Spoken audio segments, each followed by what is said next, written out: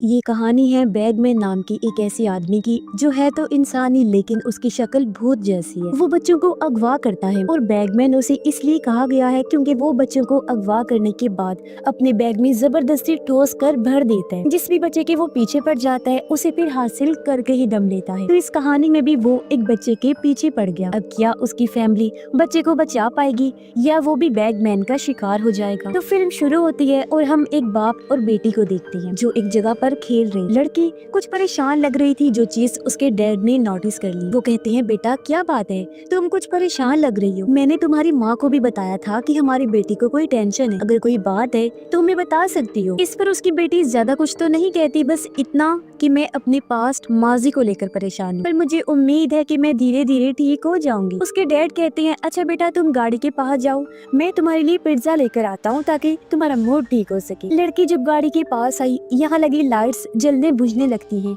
जिसके बाद एकदम से सारी लाइट्स बंद हो जाती हैं। लड़की काफी डर गई और क्योंकि काफी देर हो गई थी, उसके डैड वापस नहीं आए थे, इसलिए वो खुद ही उनके पास जाने का फैसला करती है। वो उसी होटल पहुंच जाती है जहां से उसके डैड पिज्जा लेने आए थे। होटल पूरी तरह खाली था और जब वो आगे जाती है डैड को देखने तो वो जमीन पर पड़े हुए थे। उनकी हालत काफी खराब थी, जख्मी थे और उठ भी नहीं पा रही थी। ऐसा लग रहा था जैसे वो पैरालाइज हो गई हैं, यानी उनके हाथ पांव काम नहीं कर रहे थे। वो अपने डैड की ऐसी हालत देखकर काफी घबरा जाती है, पर इससे पहले कुछ समझ पाती यहाँ बैगमैन आ जाता है जो लड़की को पकड़कर जबरदस्ती उसे बैग में ठोस कर भरने लगता है। फिर उसने जैसे जिप बंद की, लड़की की वही मौत हो जाती है। अब इस हादसे को 4 साल बीतते। इसके बाद हम एक फैमिली को देखते हैं जिनमें हस्बैंड का नाम पैट्रिक था, जिसके साथ उसकी वाइफ और उनका छोटा सा बेटा रहता था। ये फैमिली काफी खुशी से अपनी जिंदगी गुजार रही थी। अब आज इनके घर पैट्रिक का भाई और उसकी वाइफ की बहन इनसे मिलने आते हैं, जो पहले भी आते रहते हैं। अब पैट्रिक और उसका भाई लकड़ी का बिजनेस किया करते। पैट्रिक अपने भाई को बताता है कि मैंने एक मशीन बनाई है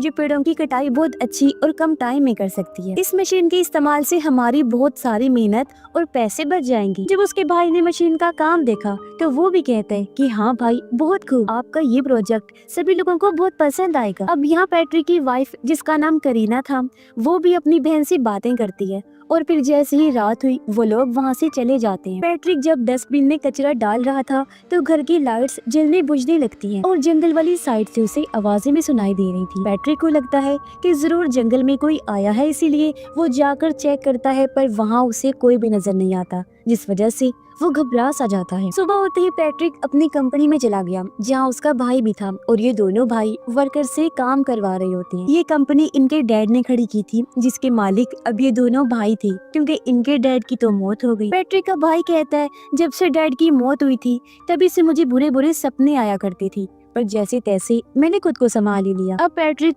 चाकू से तराश कर लकड़ी का उल्लू बना रहा था। उसने और भी कई सारे लकड़ी के जानवर बनाए थे जो उसे उसके डैड ने सिखाए थे। अब पैट्रिक का भाई तो वहाँ से चला गया, लेकिन पैट्रिक अपने बचपन के बारे में सोचने लगता है कि एक दिन बचपन में वो अपने भाई के साथ एक केव यानी गार के पास गया था। एक टाइम था जब इस केव के अंदर खुदाई का काम हुआ करता था, पर कुछ टाइम से केव के अंदर काम रुक गया और तब से यहाँ कोई आता जाता नहीं था। अब छोटा पैट्रिक जब उस केव के पास खड़ा था तो केव से एक आदमी बाहर आने लगा, जिसके हाथ में कैंची थी और वो चुपके से उसके बाल काट लेता है। ये देखकर पैट्रिक काफी डर गया और नीचे गिर जाता है, पर तब तक आदमी दोबारा से केव के अंदर चला गया, जबकि पैट्रिक भी फिर वहाँ से भाग जाता है। अब प्रेजेंट टाइम यानी मौजूदा वक्त में हम करीना को देखते हैं जो घर में अपने बच्चे के साथ खेल रही। पर जब करीना अपने लैपटॉप पर काम करने लग गई तो उसका अपने बच्चे पर से ध्यान हट गया और उसका बच्चा खेलता हुआ जंगल में चला जाता है। वो असल में एक डॉल का पीछा करते हुए आगे बढ़ता जा रहा था। कुछ टाइम बाद जब करीना को अपने बच्चे का ख्याल आया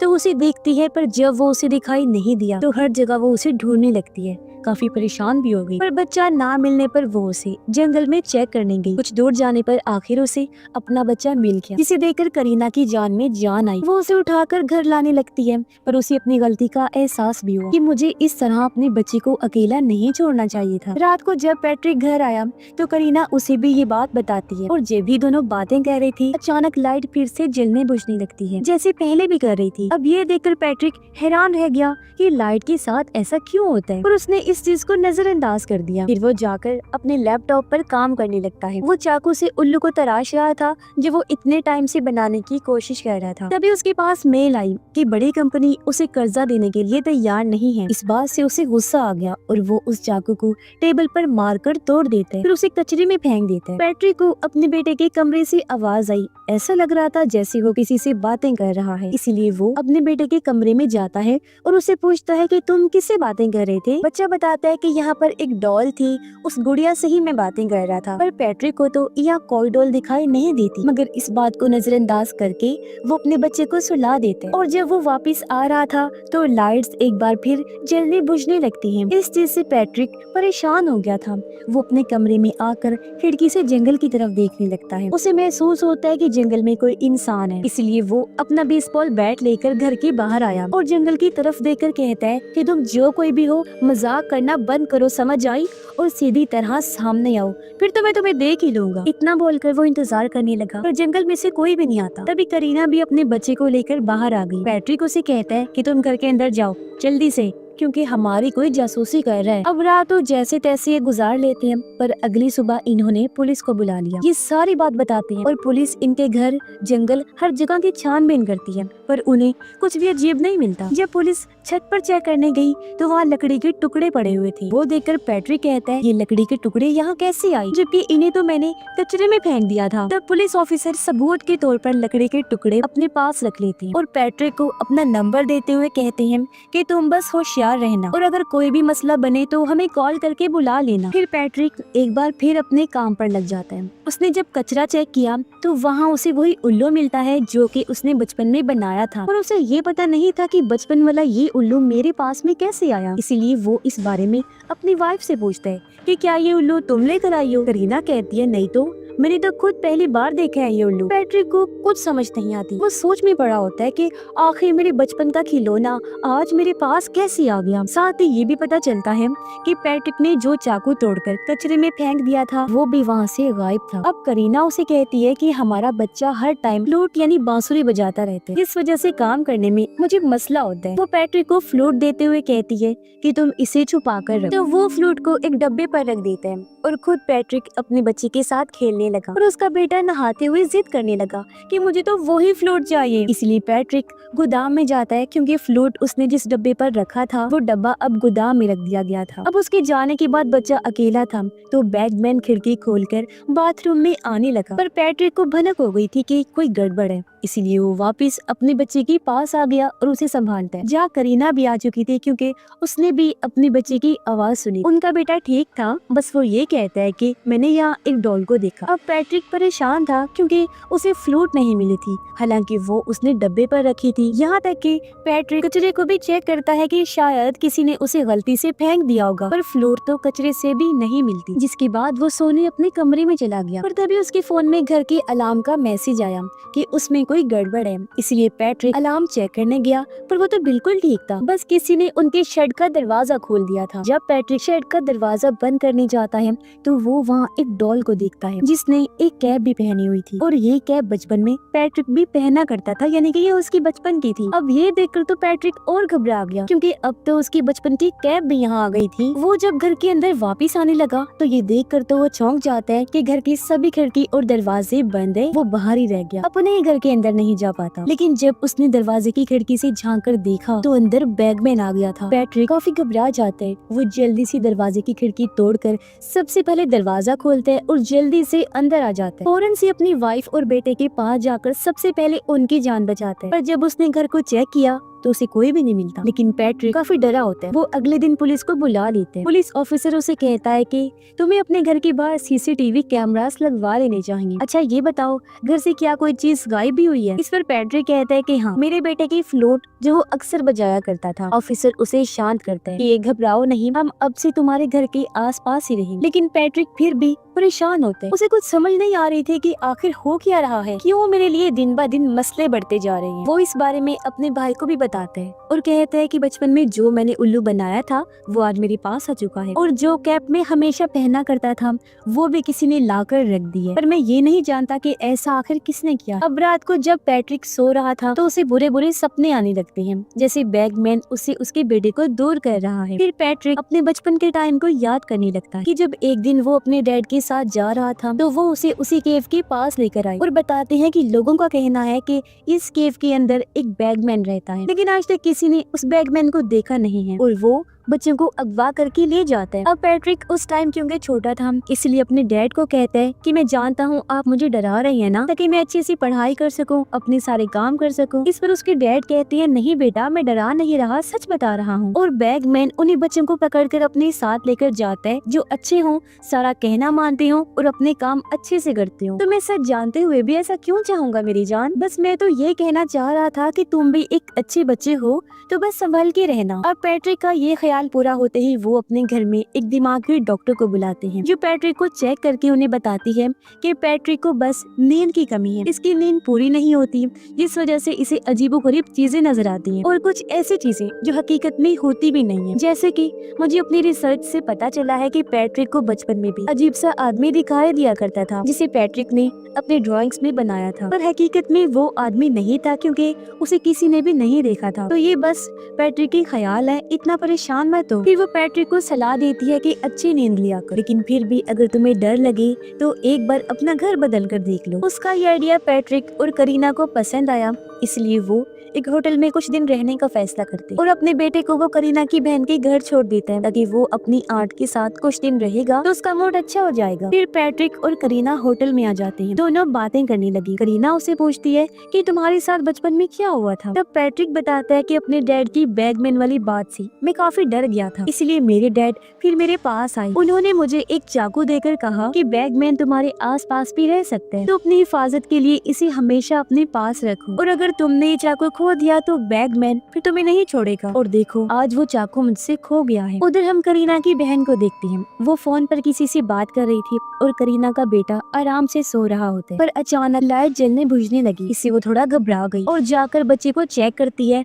जो बिल्कुल ठीक था। पर तभी दरवाजे की बेल बजी और जब उसने जाकर चेक किया तो वो बैगमैन था जो यहाँ भी आ गया था। उसे देखकर करीना की बहन काफी डरती और जल्दी से जाकर बच्चे को संभालती है। वो मदद बुलाने के लिए किसी को कॉल करने की कोशिश करती है, पर अब तक सारी चीजों ने काम करना बंद कर दिया था, इसीलिए वो हाथ में चाकू लिए करीना के बेटे को लेकर अलमारी में छुप जाती है। पर बैगमैन जो उन्हें देख चुका था यहाँ भी आ जाता है उन्हें पकड़ने के लिए। बैगमैन करीना की बहन को पकड़ लेता है, अपने बचाव में वो भी उस पर हमला करती है और खुशकिस्मती से अपनी और बच्चे की जान बचा लेती है। कुछ देर बाद यहाँ पैट्रिक, करीना और रेस्क्यू टीम भी आ जाती है। करीना की बहन को थोड़ी सी चोट आ गई थी इसलिए उसकी पट्टी कर दी जाती है। फिर पैट्रिक फैसला करता है कि मैं अपनी फैमिली को लेकर अपने भाई के घर रहूंगा, इसलिए वो उन लोगों को लेकर अपने भाई के घर आ जाता है। अब करीना की बहन काफी डरी सहमी थी। करीना उसे संभालती है कि तुम्हें डरने की जरूरत नहीं है क्योंकि मैं तुम्हारे पास में ही हूँ। करीना की बहन बताती है कि वो आदमी बहुत अजीब और खतरनाक, और जब उसने मेरे फेस को पकड़ा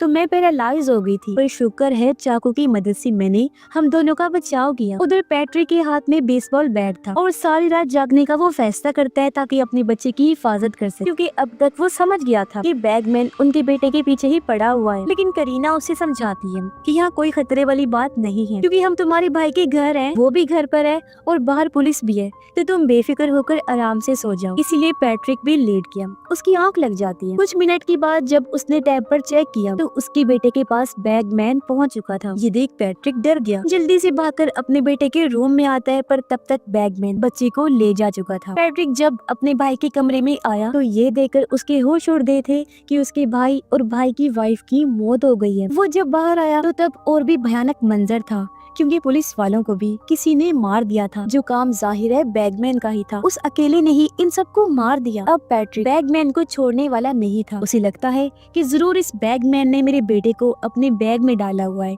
इसलिए पैट्रिक उसका पीछा करने लगता है। पीछा करते करते वो उसी केव के पास आ गया, लेकिन यहाँ पर काफी अंधेरा था और तो और पैट्रिक के पास कोई हथियार भी नहीं था। तभी उसे केव के अंदर से अपने बेटे की आवाज आई जो कह रहा था, डैड प्लीज मुझे बचा लीजिए। इसलिए पैट्रिक इस केव में आकर अपने बेटे को ढूंढता हुआ काफी आगे चला जाता है। उसने देखा कि यहाँ तो बहुत सारी मोमबत्तियां जली हुई हैं। जगह जगह घोंसले भी बने हुए हैं जिनमें उन सभी बच्चों का पसंदीदा सामान पड़ा हुआ था जिन बच्चों को बैगमैन उठाकर ले जाता था अपने बैग में डालकर। तभी पैट्रिक एक बैग को खोल देता है जिसके अंदर वही डॉल थी जो उसके बेटे को नजर आया करती। पैट्रिक देखते हैं कि इसके अंदर से मेरे बेटे की आवाज आ रही है, यानी कि यहाँ उसका बेटा नहीं था बल्कि इस डॉल के जरिए पैट्रिक को बेवकूफ बनाया गया था। जो देखकर तो उसे और भी गुस्सा आने लगा और वो डॉल को तोड़ देता है। उधर करीना और उसकी बहन को उनका बच्चा मिल गया था जिसे वो लोग संभालते हैं और पुलिस को कॉल करके बुला लेते। पैट्रिक जो अभी भी केव के अंदर था वो कहता है कि तुम जो कोई भी हो सामने क्यों नहीं आते। उसका ये कहना ही था कि तभी बैगमैन आ जाता है। वो पीछे से पैट्रिक का मुंह पकड़ लेता है और उसे अपने साथ ले जाने लगा। वो काफी भयानक किसी भूत जैसा दिख रहा था। अपने साथ बैग भी लाया होता है और उसके मुंह पर हाथ रखने की वजह से पैट्रिक पैरालाइज हो जाता है। वो हिल भी नहीं पा रहा था, बस लेटा रहता है। तभी उसने सामने के घोंसले में देखा जहाँ उसका वही चाकू पड़ा हुआ था जो उसने तोड़कर कचरे में फेंक दिया था, जो गायब हो गया। अब किसी तरह पैट्रिक वो चाकू उठा लेता है और उसे बैगमैन की गर्दन में घोंप देता है। यहाँ उसे वो फ्लूट भी मिल गया जो अक्सर उसका बेटा बजाया करता था। अब किसी तरह पैट्रिक उठा और यहाँ से भागने की कोशिश करता है, पर बैगमैन उसकी जान छोड़ने वाला नहीं था, वो भी उसका पीछा करता है। तब पैट्रिक फ्लूट को केव से बाहर फेंक देता है, लेकिन बैगमैन उसके पास आकर पैट्रिक को मुंह से पकड़ के उठा लेते हैं और अपने साथ लाई बैग में वो जबरदस्ती पैट्रिक को भरने लगता है। पैट्रिक की हड्डियां बुरी तरह टूट गई, यानी दर्दनाक उसकी मौत हो जाती है। तब तक करीना भी केव के बाहर पुलिस को लेकर आ जाती है। यहाँ पर पड़ी फ्लूट देखकर वो समझ जाती है कि पैट्रिक केव के अंदर ही है, इसीलिए बहुत सारी पुलिस केव के अंदर जाती है,